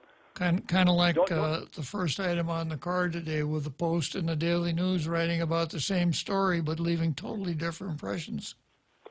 Yeah. I mean, don't you think that is... Well, that is massive power. You don't get at that kind of abuse with a regulatory agency. There may be some campaign law violations there. There may be non-cash contributions to a candidate by doing what Google did that could be prosecuted under the campaign finance laws. That might be the way to go about doing that. So I don't condone corrupt practices, like using somebody else's money to campaign for a candidate. But I'm skittish. Most regulatory schemes turn out to be disasters when you come right down to it. Yeah, because in effect, Google and these other social media platforms that did that, they in effect gave, I think you might have just basically said the same thing.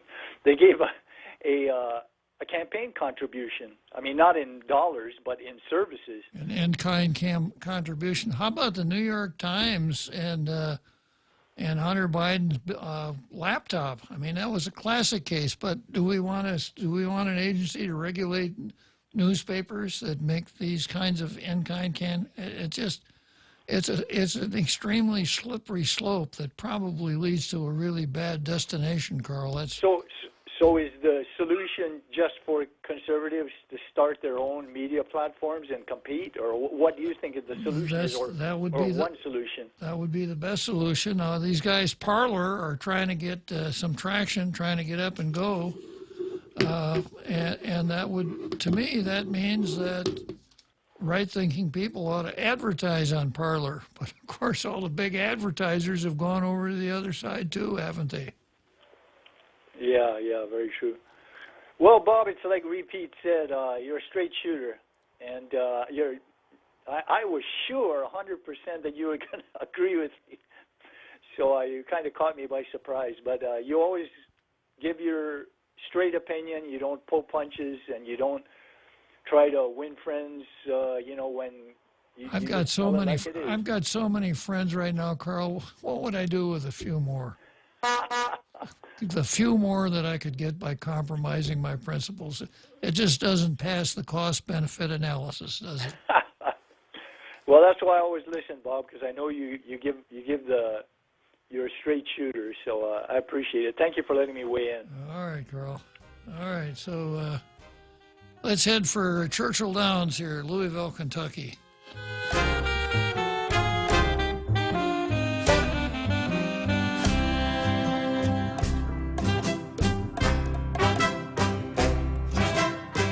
Mescla Chamorro Fusion Bistro in Tumon is back with all your Mescla favorites, like oxtail kadu, Kahlua pig and cabbage, and Chef Peter's style black stew frittata. Mescla is ready to welcome back everyone with great service in a safe and friendly environment. Come on down and visit Mescla Chamorro Fusion Bistro in Tumon, located on the first floor lobby of the Grand Plaza Hotel. Open for lunch from 11 a.m. to 2 p.m. and for dinner from 5:30 p.m. to 9 p.m. Call 969-2652 for reservations. Mescla, a true taste of Guam. Hafa day, this is Congressman Nicholas. If you are a small business, you may be interested in a federal program called the State Small Business Credit Initiative. This program can provide federal funds to match equity investments into your company or help you get lower interest rates at local banks. To find out more on how this program can help your small business, please contact your Guam Congressional Office at 475-6453 or at michael.sannicolas@mail.house.gov. This ad was paid for with official funds from the Office of Congressman Michael F.Q. San Nicolas.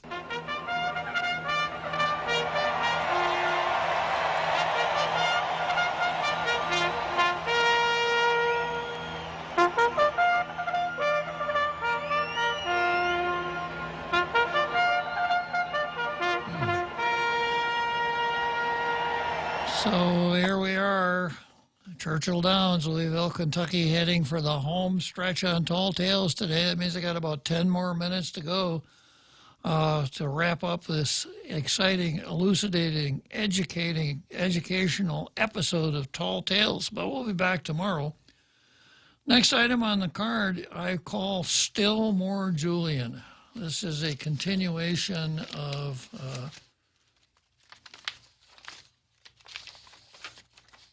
let's see, how did this start out on the card?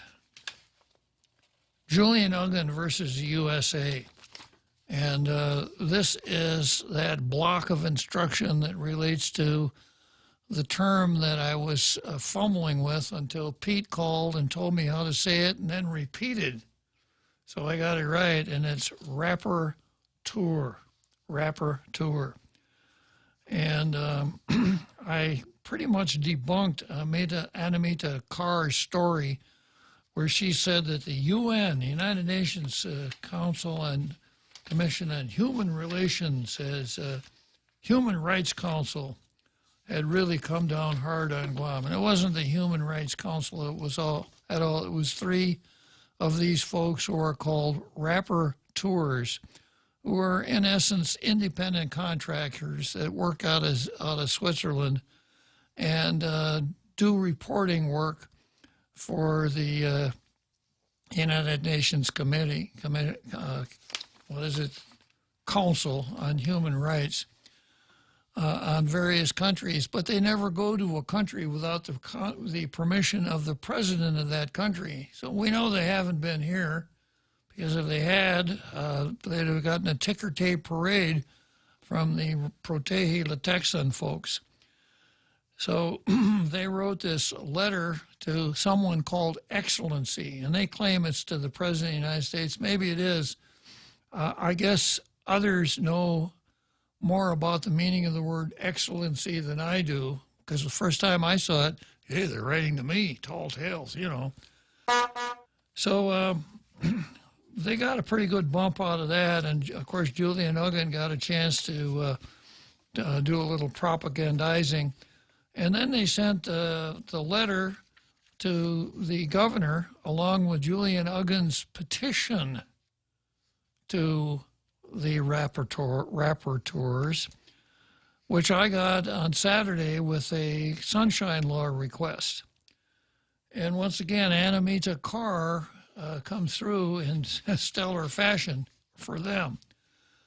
Governor Leon Guerrero will send a letter to President Joe Biden addressing concerns from members of the United Nations Human Rights Council on Guam's military buildup, self-determination, and more. So right away, first paragraph, wrong. Because there are no concerns from the United Nations Human Rights Council. There are concerns from these three rapporteurs, and I'll get into that a little bit later.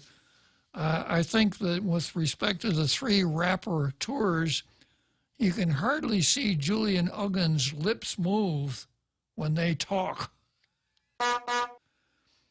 Adelup will hopefully send it early this week. That's the letter to the president, said spokesperson Crystal Paco San Augustine, formerly known as Crystal Paco.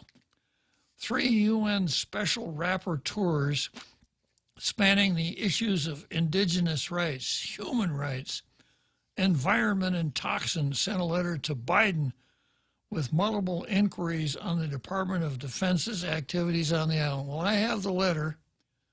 I have the very one that they sent to the governor, and I've read large parts of it on the air. All it says is excellency. All right. And then their statement notes the United States, quote, failure to protect the indigenous people from the loss of their traditional lands, territories, resources, serious adverse environmental impacts, the loss of cultural artifacts and human remains, and, quote, the denial of the right to free, prior, and informed consent and self-determination. Well, this is standard boilerplate from the separatist movement. Of course, community group Proteji Luteksan, Save Retidian, met with Leon Guerrero this month to discuss the UN Council members' statement. Now we've gone from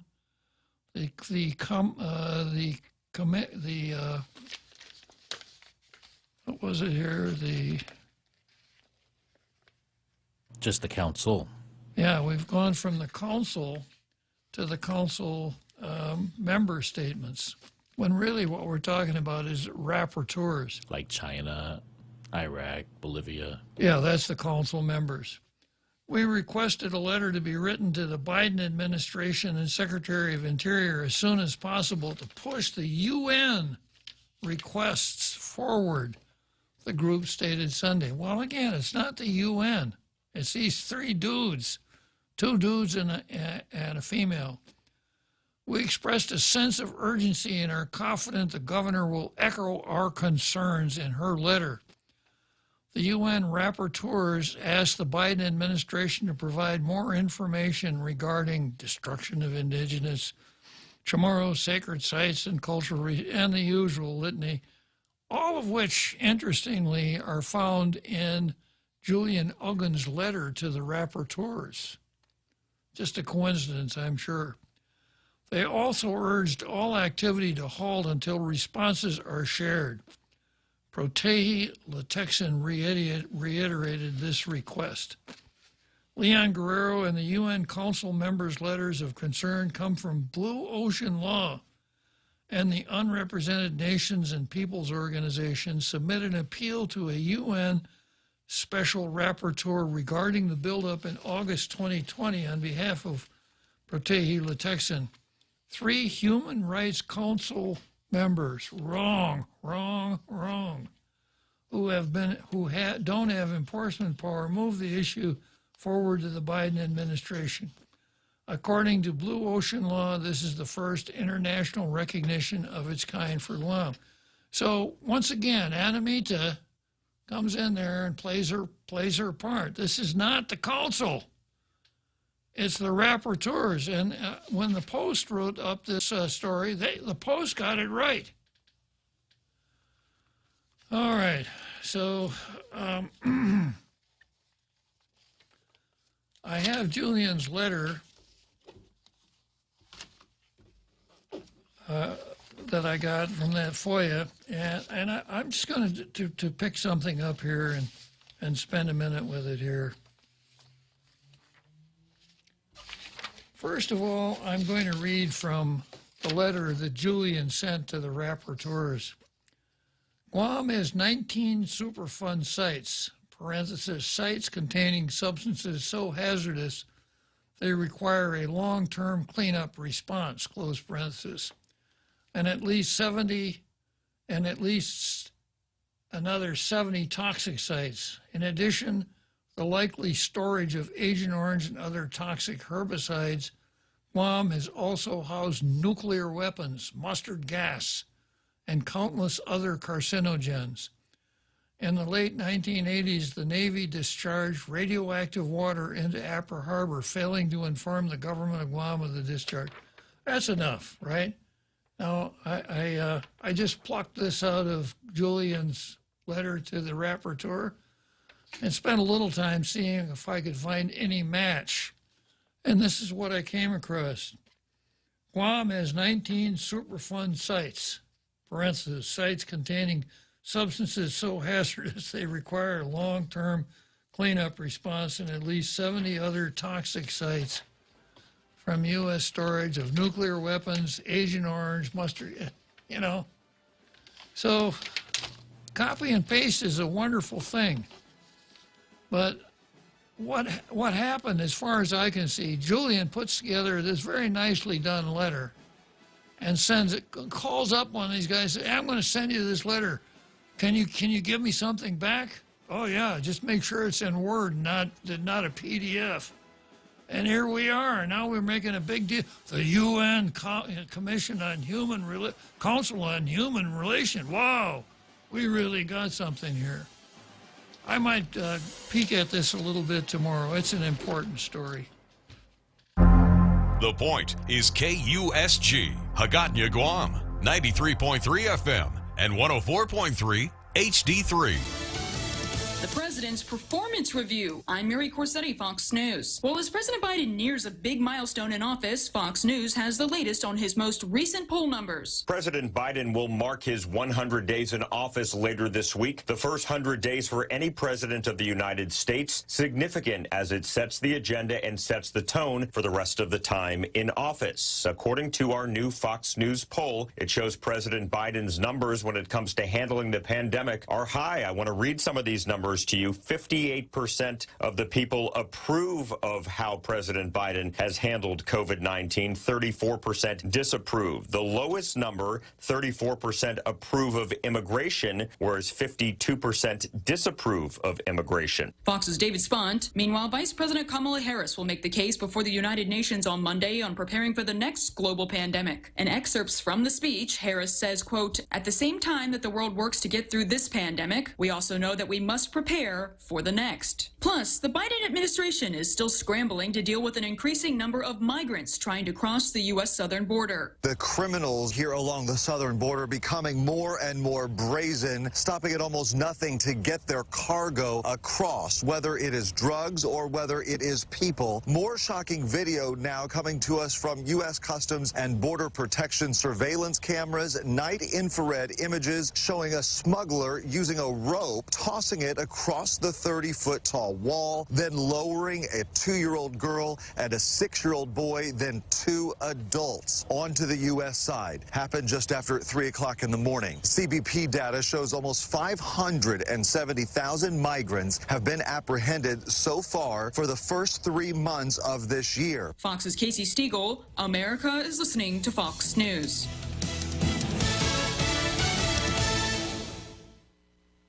Connect to Fox News Audio on the Fox News app. Listen to hear your favorite hosts like Brian Kilmeade, Jimmy Fallon, and Guy Benson standing up for what's right, live and via podcast. Just click listen, then swipe right and hear the latest news updates on your time. And scroll down to hear the latest podcasts from Fox News. And it's even easier to listen in the car with Apple CarPlay and Android Auto. Get programming alerts and notifications. Fox News Audio is on the Fox News app.